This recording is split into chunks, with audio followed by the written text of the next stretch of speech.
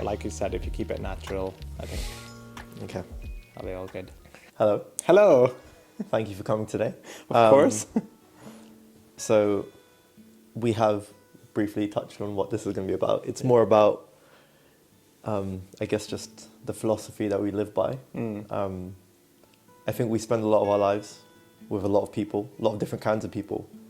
And we see like the existential component of life. Like we see what people do, but I think we rarely sort of inquire why they choose to do these things, right? Like the philosophy they follow that leads to these outcomes and these decisions and that sort of stuff. And I realized that like we've been friends for quite a few years now. Yeah. And I feel like I've known a lot of people for quite some time now, but I've never really had a sit down and discussion about the sort of philosophy they follow in life and what sort of helps them decide to do certain things and not do other things and that sort of stuff. And it's good because that's what causes like the uniqueness in life, right? But I think we've lost a bit of the, I guess like the, I don't know, how would you say it? I mean, a bit of the introspection, I would say, like Yeah. a bit of, being able to like look inwards as opposed to just, converse about the day to day. Yeah, exactly, Yeah. exactly. And I think with social media and that sort of stuff, I think it's all about, I think there's a level of shallowness to just contemporary life. Yeah. Like back in the day, you would write letters to people and they would be pages long. But now, if I want to see you, I just see how you are. I can just send you 3 words. How are you? And then you can respond. Yeah. And And I remember hearing a lot of times that thinking or, I don't remember who exactly said it. It might have been one of the authors I've been reading, but the fact that you only really truly think when you converse is because you can bounce your ideas off of someone. So even, your own philosophy, what you live by, whatever, when you bounce that off someone, that's when it can also kind of mold in that sense. You can kind of see it shaping. You can also kind of investigate it. Yeah. In my head, it like makes sense, but as soon as I tell you it, and you respond to it, I'm like, oh, maybe I didn't really think about it in a certain way. yeah, I get that. No, I definitely get that. So I guess the point of this conversation and hopefully this series of podcast style videos is more about sort of delving in to the philosophy of the people in my life and why they intrinsically choose to do the things that they choose to do. So yeah, you're my first guest. So thank you for agreeing to do this with no format at all. We had a little bit of a discussion, I guess, but nothing too elaborate. So hopefully this goes well. Do you just want to introduce yourself a bit? This is the most calming way to spend your Saturday with a friend. Introduce myself. I mean, I'm Saad. I'm a person who likes to introspect a lot. I write every chance I get. I'm someone who always is trying to like adapt his philosophy. I think over the years, especially during university bachelor's, I was starting to go down this kind of rabbit hole, this kind of narrow lane of thinking, of seeing the world in a very, very almost extremely narrow view lens. My perspective was being very limited, and then over time I actually took the path of going the other way, which I think was helped a lot by stories, stuff like movies you watch, books you read, just talking to people about their day to day. I think that opens your empathy up and your perspective up to kind of limitless bounds. Right. So I'm slowly but surely getting almost broader and broader perspectives, and I think that helps me understand myself as much as it does help me understand other people. I get that. that. So thank you. So I think one of the things that we did premeditate on is if you had to sum up one element of your philosophy into a sentence or a phrase or that type of thing, how would you do it? And that was the sort of thing I asked you to think about before coming today. So I did ask you not too long ago if you had done your homework and you said yes. So now I've not heard this before. I was given a slight gist in terms of what inspired it, but I haven't heard what you're about to say. So this is the first time I'm hearing it. I might be saying something extremely radical all of a sudden. No, that's okay. It's okay. It's part of the fun. Yeah. But yeah, hopefully we can kind of dig into it and explore. Yeah. So yeah, do you want to share? Okay, yeah. I think it's difficult when you ask me one part of my philosophy. It's always one of those things where there's a lot of ambiguity. But I think, while searching through different elements, I think one that really was core and struck to me was, and I always kind of believe in that, is that my philosophy is one that is dictated by basically everything that I see around me, the clothes that I'm wearing, the socks, the little necklace I'm wearing, is something that was created by other people. Right. And the bus that I take is driven by a driver. The stranger that opens the door for me is someone that's doing an act. And so everything that I get to experience and I've experienced is because of the labor of others. It's because of their effort and their little acts, Right. whether it's reciprocated or not. And so that I want to live my life where I try my best to contribute back, and for my effort, whatever I do is something that I think, hopefully, I mean, obviously this is a daily struggle, but hopefully at the end of it, I contribute more than I consume. Right. And I think that's something that I want to live by. Okay, every and day. I guess my first question is when, and I think perhaps this touches on the thing you mentioned previously, right? Like when you were doing your undergrad and you had a bit of an inflection point because you were becoming very narrow-minded. Whereas I think this idea is quite open-minded, Yeah. and so it's like the complete inverse. When do you think the inflection point for that was? Do you think that happened? Do you think there was a series of events, or do you think there was one day that you perhaps inspired this perception change? It's genuinely also a really difficult question. I think it's what I realize the more I grow up and the more I experience things, is that the little moments actually have a much greater impact on my life than Right. the grand gestures. I Like get that. every day, that little thing that someone does for you, or the little way they act towards you, the little stuff that you receive, really actually shape you a lot. And I think I find myself that the big inflection point was the fact that I went down a very narrow lane actually helped inform how open-minded I am right now, because I can reflect back on that after being exposed to so many different people. I think London being such a huge part of it, because you get to talk to so many different people from so many different backgrounds. I get to realize that actually where I was heading down, which was a very, if I must say, like a very hateful, resentful, almost mindset of like, oh, the world is run in a certain way and Right. everyone's out to get you, the 90% is against the 10%. Right, It right. was very like kind of limited. I think that's when perhaps these small acts or small Okay. stories of people really opened up my mind. What about you? Yeah, sorry, I'm What about me? yeah, how do you kind of, is there one big particular moment that shaped, your mindset? I think probably, much like you, I think there are little events that sort of aggregate into idea shifts, but you only notice those in retrospect. You only notice those over time. There's no way you can day by day notice those changes, right? But I do think to some extent it's more about, I guess I've tried to be a bit spontaneous with my life, right? I've tried to just on a whim pursue things like, oh, that sounds cool, let me just give that a go, see how it goes, see how it plays out. Yeah.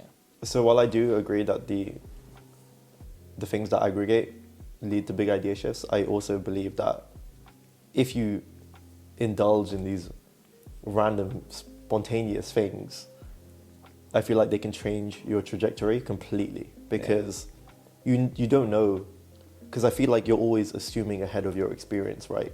You're always extrapolating to some extent. It's like you have a perception of how tomorrow may go, but you can do something completely different today, which will change your preconception of what tomorrow can hold, kind of thing. Yeah. And I think that's perhaps where I guess we're slightly different in this.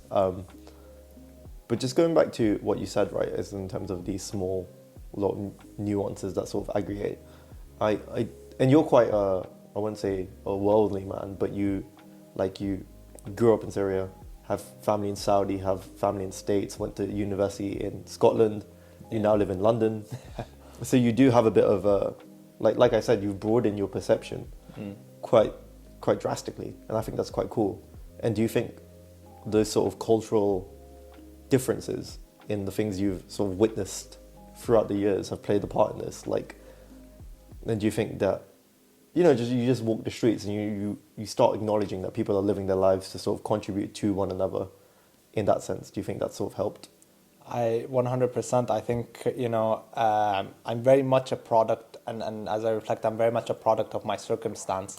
And in a sense, I kind of agree with what you said just before about it's not so much these massive experiences that you do that I think you shape me, but the fact that you decide to take decisions that put you in an environment where that can mold you. And it's almost there's this double relationship that you have. You get to shape your philosophy by putting yourself in an environment that helps you change how you think. But in the same way, how you think would maybe allow you to go into that environment. So it's almost... Oh, I see it, yeah. Yeah, it's a very difficult, like almost two-way relationship. And it's like a feedback loop, right? Exactly. Like you have to be a certain way to do certain things to then inevitably alter those initial beliefs. Yeah. That definitely makes sense. And And how do you think that ties into this belief that you have that everyone plays their own part in contributing to one another? Like this, I want to say this element of, let's call it feedback loops. Yeah. I think where was the sort of, like how did these things converge together is what I mean. Like the fact that you're so, to some extent, worldly, the fact that you understand that you have to be a certain way to then have that feedback loop to change your mindset in a different way. Yeah. How do you think, if this is quite a difficult question, maybe if you need some seconds to think about it, like go for it. But do you think that, how do you think these things tie together? I think in a sense, the fact that I've been in many different places and I have had to kind of accustom myself to many different places, you get to actually, like I maybe mentioned previously, is you get to hear a lot of stories from different people. So, you know, talking to the person at the grocery till, you know, telling them you about their day-to-day, talking to an Englishman, talking to a Scotsman, talking to a Saudi man, talking to, you know, a Syrian woman, and all these different stories kind of help to shape your mindset because, you know, growing up, for example, back in the Middle East, I would have had in my mind that the English are other, the Americans are other, the West is other, for example. Anyone outside my region is other. Now that I've kind of grown up in different places, you get to see a lot more similarity that, you know, we're all in this kind of pursuit to kind of find a more fulfilling, purposeful life. And that really we are all products of our circumstances. If my father did a certain thing, then that shapes how I live. If he was a, you know, wealthy man and he came from an affluent background, I get to come with certain privileges. If he wasn't that case, then I don't. And if he grew up in a certain place, I get to get accustomed by the culture and environment of that certain place. So, like I mentioned, I'm very much a product of my circumstance. So whatever people around me tell me, inform me, I'm like, yeah, I totally understand why you're the way you are and why you why you say the things you say, because it just doesn't happen in a bubble. There's a whole world around you that is kind of molding you. But what about you? Yeah, No, it's fair enough. It's I think it's quite interesting because you say like you speak to people like the person at the flower shop or the person at the till, whatever it may be, about sort of their stories, and this can be like, it's obviously you're not asking deep questions here, just like, you know, how's your day going, that sort of stuff. Yeah. What's it like working in the store, etc. And I think that's I guess to me that's a slightly alien concept because in London, it's not really the norm, right? Everyone's just trying to do their thing, go to the next thing, try and do this thing, go to the next thing. Yeah. And I think perhaps that's where your like culture plays quite a strong role in sort of you helping to develop this viewpoint that you have. Yeah. Because I think the way you're born and raised is a huge component of the things that sort of these stories and how they tie together. So it's a very meta concept, right? Because again, it goes back to you have to have the initial philosophy to then start piecing these things together into something new. Yeah. And start producing something new and sort of integrating that into your initial way of thinking. And I, like, again, because I'm also from an ethnic background, so I think that has played a huge role. And I know there's like loads of people like that, like for instance, just stay, like when they go on holidays, they stay within Europe. I know it's a big thing in the States, right? That because the United States is so big that when you go on holiday, you can just go somewhere else in the United States and you're exposed to like a whole different sort of variety of things to do. And I don't think we definitely don't get the opportunity in the UK, right? It's I mean, there might be cultural differences, but in terms of environment, it's quite samey, right? Yeah. It's quite wet, and you occasionally get those bright and brisk sunny days, which are quite nice. I agree, but I think it's significantly more difficult once you're sort of established within a sort of cultural mindset. Like, I think to be taken out of that cultural mindset and being exposed to these worldly views, I think you need that to then be able to develop yourself in this way where you start seeing the world in a different light. Because I think if you're never taken out of the area where you're growing up in, you're going to have this very narrow-minded view. And I think I just want to touch on the fact that you said in university, in your undergrad, you were developing this narrow-minded view. But at this point, like you'd already been around a bit. Yeah.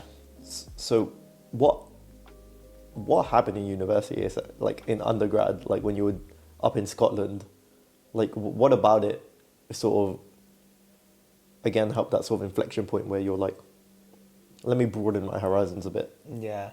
I think I think you come to appreciate the environment you're in, because in Scotland, I went directly from Saudi to Scotland. It's almost like two worlds apart, right? From warm, hot Saudi, communal Saudi to Scotland, which is lovely in its own way. I loved Edinburgh. I mean, in terms of like the first 2 weeks, I was in awe. I think in Edinburgh, it was a bit of a kind of a vicious, multifactorial kind of circumstances. I had my studies, which caused a great amount of stress, and it's almost coming from achieving really well in my schooling, and then going to Edinburgh, and then suddenly you're not that special, you're not that unique, you don't perform the best in your class, for example. That it takes a hit. And when I came out of Saudi, I never had this mindset of like, oh, you know, I'm thinking of kind of what's around me. I was very focused on me, myself, my potential. I had a sort of ego that I am meant to be the best of the best. I am meant to be like successful without putting much effort. Like I was just born talented in a sense.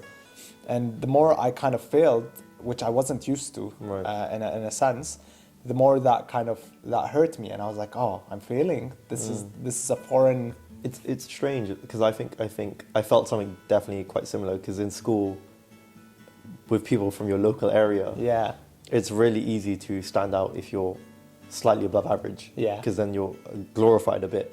With I can only speak for the UK schooling system, but it sounds like you had a similar experience, right? 100%. But then when you go to university, where it's this, you have people from everywhere. And you're like, mate. Not, this is... I'm just not what I thought I was. I completely get that. But yeah, sorry, go on. No, I remember speaking on that, like literally my first quiz was in a sort of computer programming test, a MATLAB of it. And I did that and I got a 40%, oh no, less 38%. So I failed that test. And I remember the feeling was almost like, it wasn't even the fact that I was sad because I failed. It was more shock that I failed. I was like, that's never happened to me in a sense. And it was and I think that is really why I struggled. That feeling of failure made me dive down a hole where the world is wrong. Something is wrong with the world. It wasn't that, you know, perhaps I wasn't in the best environment, or that perhaps I wasn't putting myself in certain areas where I can, you know, be the best version of myself. Because I knew other people were performing well. It's more that I just could not cope with the idea of failure, and it was a failure of the world and not failure of me, if that makes sense. And do you think that helps? Do you think you need to have that sort of, what you're saying is a failure of the world, not the failure of me? Do you think that needs to be inverted, right? You need to take a sense of responsibility for yourself. And when you take the responsibility for yourself, you can then choose how you influence the world around you, right? And that leads into the piece of philosophy that you mentioned, right? It's like everyone does their part for the world, right?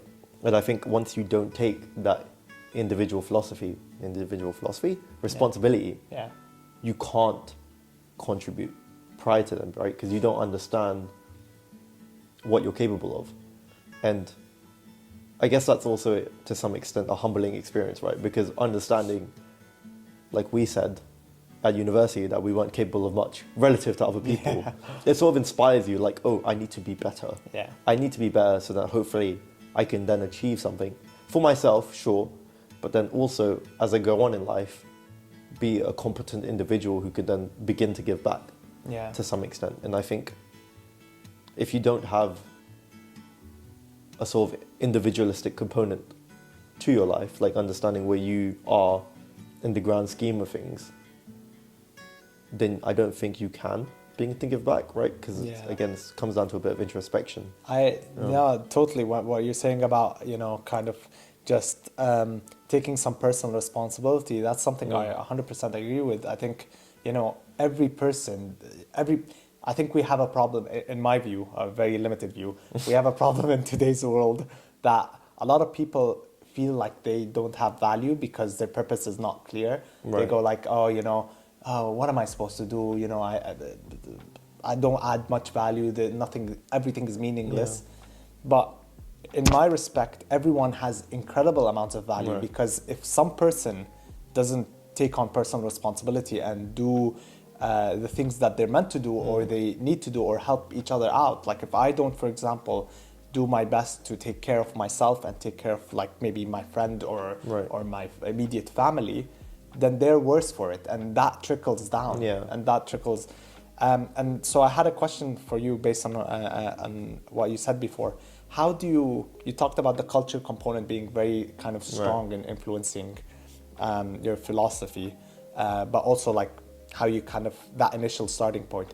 How do you reconcile that cultural component with your current thinking? Is it something where you're like, do you feel almost like you want to you try yourself to distance away from a culture component, or do you try to embrace it more? How's that evolved for you? I think it's a bit of both. I think you have to learn to integrate ways of living a life which is quite holistic. I think it comes down to adopting a worldview versus a cultural view, right? And I think that's quite a difficult thing to do, right? Because you have to have lived and be in multiple places to embrace a worldly view. Yeah.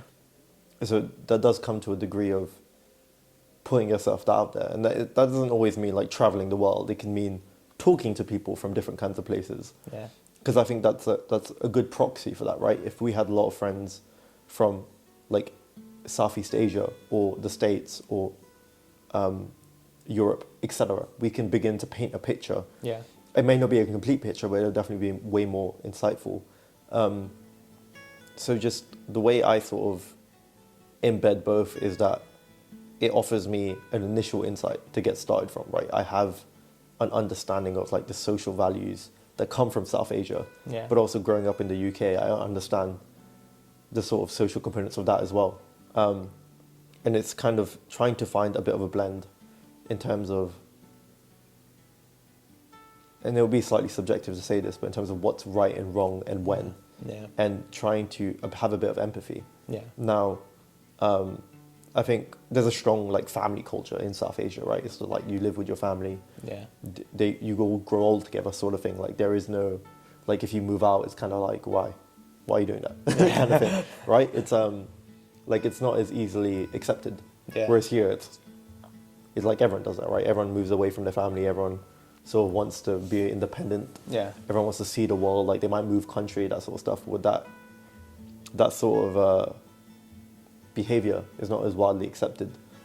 But it's kind of like, so taking that example, it's like, how can I do both? Like, how can I support my family and be there for all of them while still embracing the whole like independence that somewhere like the UK tries to sort of motivate you to do, right? Yeah. And I don't mean that in like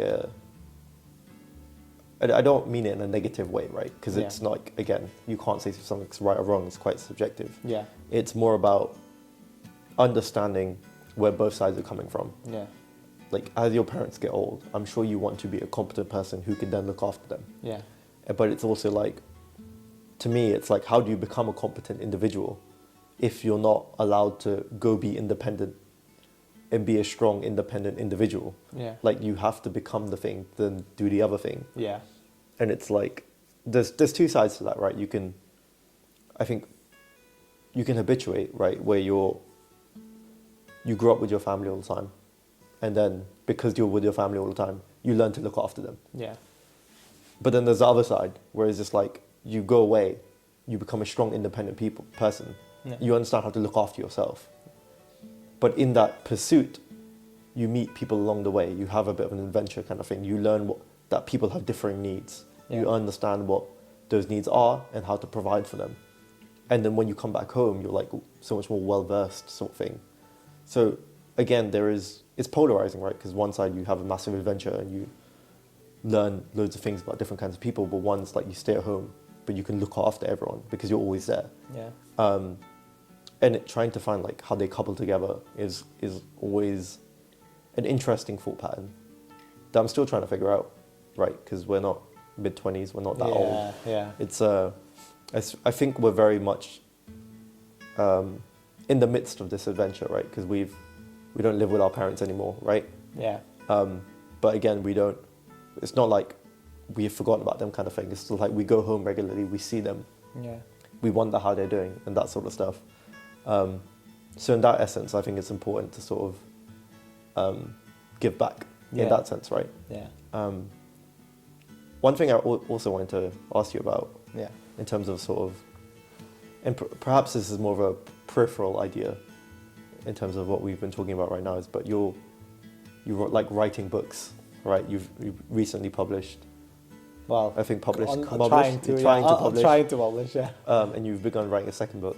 And I think that's quite, because I think literature is something that spans decades. Yeah. Right? Like I'm reading Lord of the Rings. Yes. That was written a long time ago. I think we have both read quite historical books, right? Yeah. Like stuff from decades ago, perhaps a century or so ago. And I think there's nothing like that sort of form, right? That form of media that can span centuries.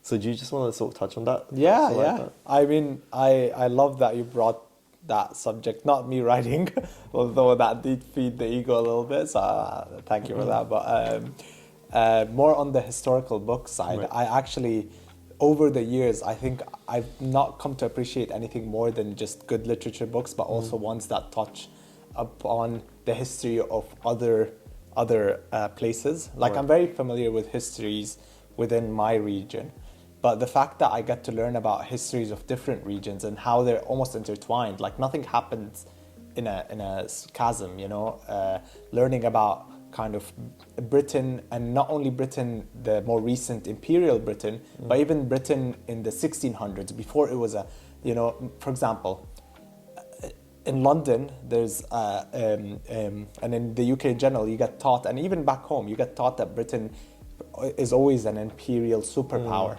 But actually, the more I'm kind of reading, I mean, before it became an imperial superpower, Britain was an island in the middle of nowhere that no one really paid too much attention to. It wasn't like a trading commerce like hotspot or whatnot. Right. It was in a bit of a flux. And the reason why I think that's really important, reading about that history, but also reading about, for example, Korea's history, or reading about Jamaica's history or whatnot, or even listening to stuff about it, is you get to understand how certain countries came to the place they be, and how certain peoples came to the place they be, the cultures they have, the traditions they have, the food they eat.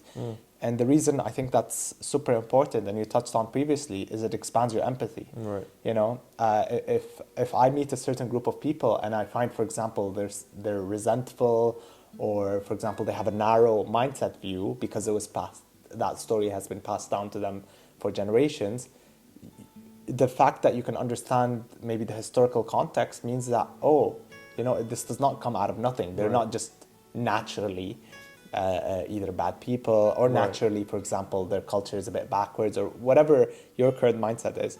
you actually get to understand, no, this is derivative. You know, nothing happens in a chasm. History is not segments of time, it's a continuation. Of course, yeah, exactly. Like my parents, they have many flaws. I don't know, I'm sure you share this the same resentment. Your parents have certain views that you're like, that does not agree with my current 21st century view. It feels a bit backwards. But I look at it and I'm like, yes, I tried to obviously educate them on where they're ignorant, but I look at it and I'm like, they were also taught these views. You know, it's something that was passed down. It's my job to maybe, like you were saying, with the clash of cultures that you have between South Asian and Britain, is you try to filter out what you think morally is good or bad in that respect and take on further. But what about you? What do you think about the kind of the historical connotation of, you know? In terms of, like, how has that, for example, you reading literature or reading historical books, how has that helped you kind of understand people a little bit more? I think to some extent, I think the biggest component is that people, I wouldn't say haven't changed, but I think in essence, like the life that they've lived, and in terms of, like, I've read mostly Stoic philosophy, right? Like Socrates, Seneca, that sort of stuff, Marcus Aurelius.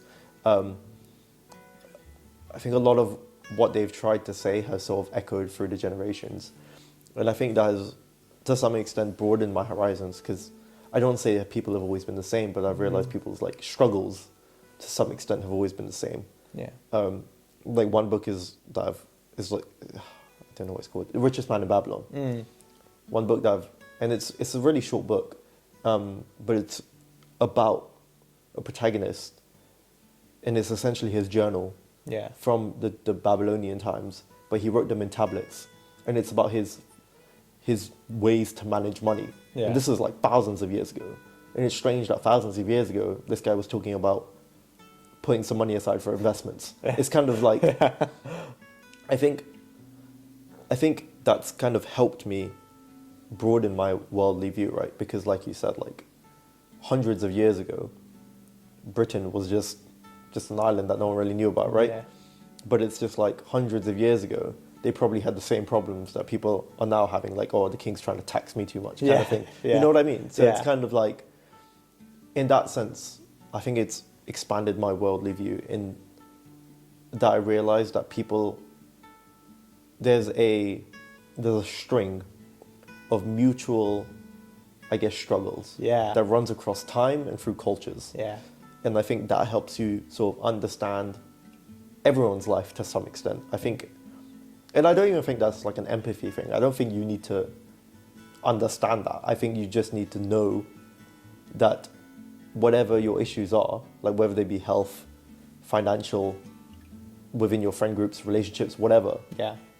Maybe even your family, it doesn't matter. Like, everyone to some extent has that. Yeah. And I think just acknowledge that, and I think that brings you closer to everyone in the world, because you automatically begin to understand that, I don't want to say you're no different from the next guy, but I'm saying your problems, you will eventually, if you sort of articulate them often enough, if you would like to, obviously, some people don't. Yeah. But if you wanted to talk about your problems often enough, you will inevitably find someone who's had a similar problem and has had to sort of overcome and deal with it, right? Like, your problems, someone has inevitably had at some point in either space, geographically, in the world, or in time. Yeah. Like, you're not unique in that sense. Yeah.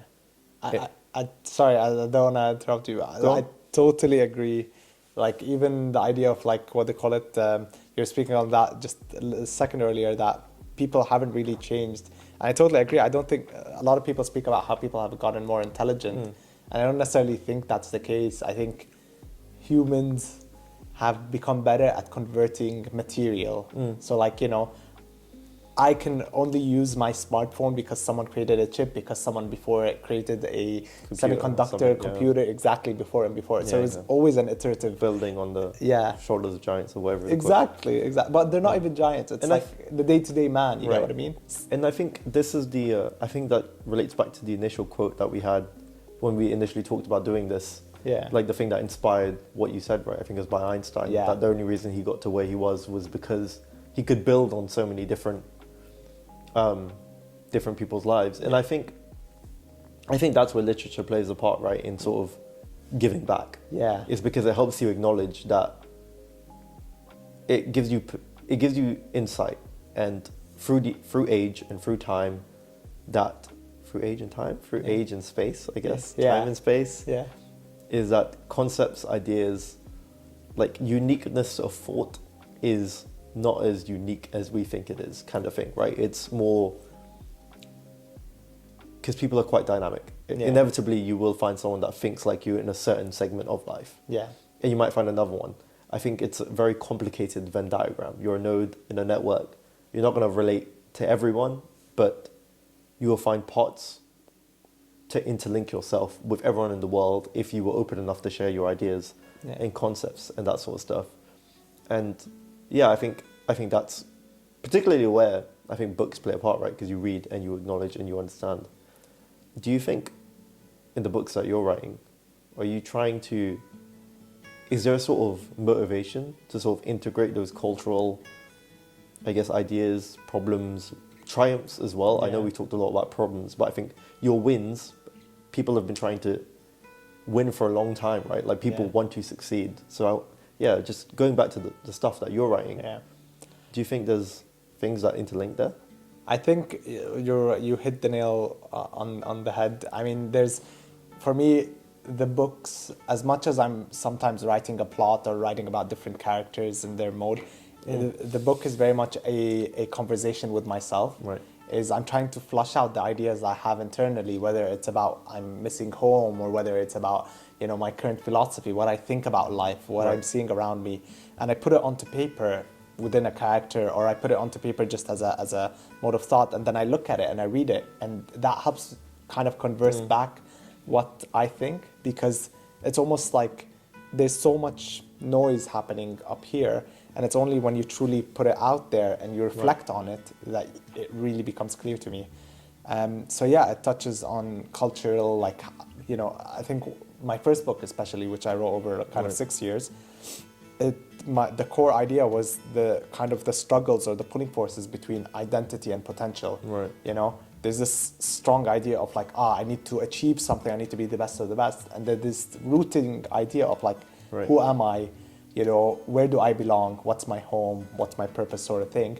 And I think that was a big kind of element that I tried to play around with, is that pulling force. But I wanted to kind of come back to you about when you're talking about your empathy, about understanding people at that string, that mutual string that everyone shares, is oftentimes you'll meet someone who frustrates you, that you, for example, you're like, it's just a bit irritating, you can't help but feel a bit angry.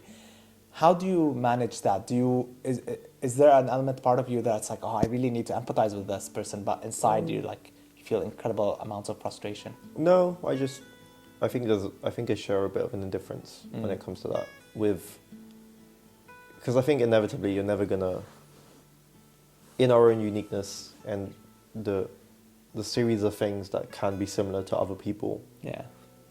I think sometimes there won't be, right? Sometimes people have just diverged too much. Yeah.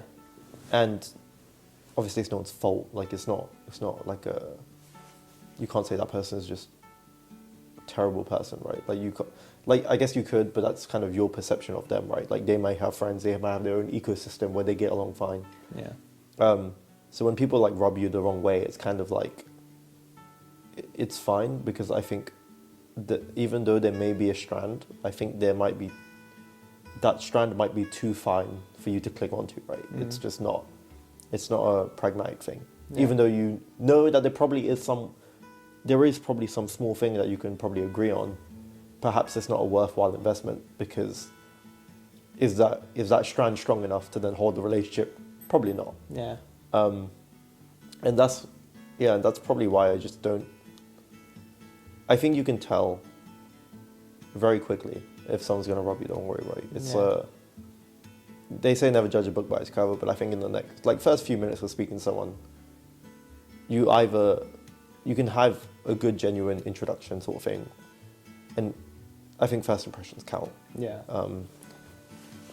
And if those first impressions aren't good, it's going to leave a bad taste in your mouth, Yeah. right? And it's like, is this worthwhile investment? Probably not. Like if you're willing to sort of engage in that further, right? If you're willing to go past that dip, that hurdle, whatever you want to call it, Yeah. then fair enough, right? Fair dues. Like, if for whatever reason you want to make this relationship work, like that might be a person of importance, right? Within your, say you had like 10 friends and all 10 of those friends liked this one guy, but you just didn't. Yeah.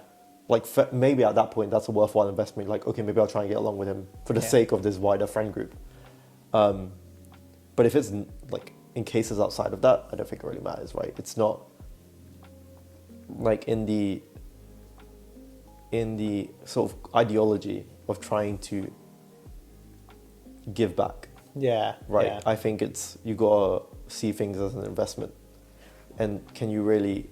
It's just a bad investment of time, of emotion, that Yeah. sort of thing, right? Like you have to understand where your contribution is probably not needed here. So have you, okay, on that then, have you ever felt like you were challenged a lot in that respect? Like you had an instance where you thought, oh my, I really have to think about this because I'm really conflicted about, like, it's almost on the edge. You almost don't know whether you should invest with someone or not. No. No? I mean, fair enough. That's good. I don't think I've ever gone into a position where I'm like, I can't speak to this person kind of thing. Like from that sense, it's never been like I've never been conflicted, right? Because I think once you know, you know. Yeah. And I think it's better to be honest with yourself than trying to overly pursue something. I think I'm very, again, for me, first impressions count. Yeah. So if they're not good, I'll just let it be. Like I'm not, because you don't know, again, you're extrapolating, right? You don't know what that outcome could have been. Yeah. So I'm just assuming that this person was probably bad news. Yeah. And that might be a wrong assumption to make. But in a world where, like you said, your goal is to have some sense of responsibility to give back. Yeah. If all I'm giving you is bad energy, Yeah. it's better for us both, right? If all you're giving me is bad energy, it's mutually beneficial for us just not do that, right? Yeah. Let's not try and force this here, right? Let's have a sense of flow. Yeah. Like obviously you can be respectful, be sensible, kind of thing, right? But you don't try and force a relationship, because I think it's a counterintuitive approach. Yeah. Because if someone puts you in a worse state of mind, then I think that trickles down. And if you're in a worse state of mind, you can't do all the great things that you would have wanted to do. Yeah. And you don't, and I think these things aggregate, right? Like you said, things aggregate. Yeah. Over time, Yeah. things chip away slowly. And if there's whatever non-agreeable thing Yeah. in your life, Yeah. that slowly chips away at you, you're 1% worse, day by day or week by week, whatever. And then that can change the trajectory of your entire life. Yeah. And I think part of that is like you have a responsibility to yourself Yeah. to acknowledge what's good and bad for you and make good decisions. Sometimes you don't know. Sometimes you make decisions for the worse. Yeah. Whatever, it doesn't matter. But Yeah. the point is, like, it's all about finding your place kind of thing, right? Yeah. For like, where do I fit into all of this? Where do I fit into this interaction with this person? Yeah. And yeah, I think that's the initial theme, right? It's just like, where do I fit in this society? Yeah. And go on. No, sorry. In a sense, I totally, like, it's almost reassuring what you're saying, because I think the one thing I struggle with is a lack of certainty. When you say, for example, it's easy, well, it's almost clear for me if I need to cut off this person or not, or to do a certain thing. It's not always just cut off a person. For me, that's the thing I struggle with most, is a lack of clarity. I'm not always certain about a decision. Yeah, that's fine. And I almost struggle with being decisive in that sense. And, to better or worse, that ends up... But it's also because I try to almost sometimes overanalyze where everything is coming from. Right. So I try to go like, what caused this person to get to here from where they were and whatnot. But yeah, no, it's definitely something that is not straightforward for me anyways. Yeah, I think a lot of what we talked about is very Yeah. non-linear, right? Yeah, It's yeah. like we're tugging at strings here. Yeah. That span time and space. So it's kind of like you have to take these things with a pinch of salt sometimes. They're always in flux as well. I think. Exactly, right? Yeah. Like you can do something that will change the rest of your life forever. It can change your perception forever. I mean, this conversation, I'll come out of it and I'll probably have certain aspects of my mindset that are slightly changed. Just because I of agree. Yeah. And I think, and like that's something I've been wanting to try and do with this, right? It's to have clearer discussions with the people in my life about the sort of ideas they have. Yeah. So that I can be more informed, but hopefully they can, Yeah. right? It's mutually beneficial, because then hopefully you understand a bit more about me. Yeah. And hopefully that helps inform your life to some extent. It may have better your mindset and keep things more open for you in that sort of sense. I think in these conversations also help me understand myself better. Because I agree, like you said, right? That quote from, what was the quote? That's a difficult one. It's only when you truly converse that. It's only when you converse that you truly think. And I think it's because it's either Karl Marx or Dostoevsky, and I love quoting Dostoevsky a lot. So it might be Dostoevsky. It's fair. Like, you got to find what works. If you resonate with that guy, then fine. I love that bald He has good man. books too. Crime Punishment. 10 out of 10. It's just. Anyway. There's that picture of him sitting down, and he's looking extremely like this, sitting down. And I don't think I've seen a picture of him actually. Oh my God, he looks like the person that has gone through every struggle that ever exists. Oh, okay, well. He looks so. Yeah. But in a sense, it's beautiful. Exactly, because it's relatable. And it comes from his books. Yeah. Anyway, thank you for today. Thank you so much. It's been a good conversation. It was wonderful. I have no idea how to end this. If you've made it probably about 50 minutes now. Oh my God. Thereabouts, maybe 45. I don't really know. Thank you for watching. Thank you. Oh. Thank you. Bye-bye. Bye. Bye.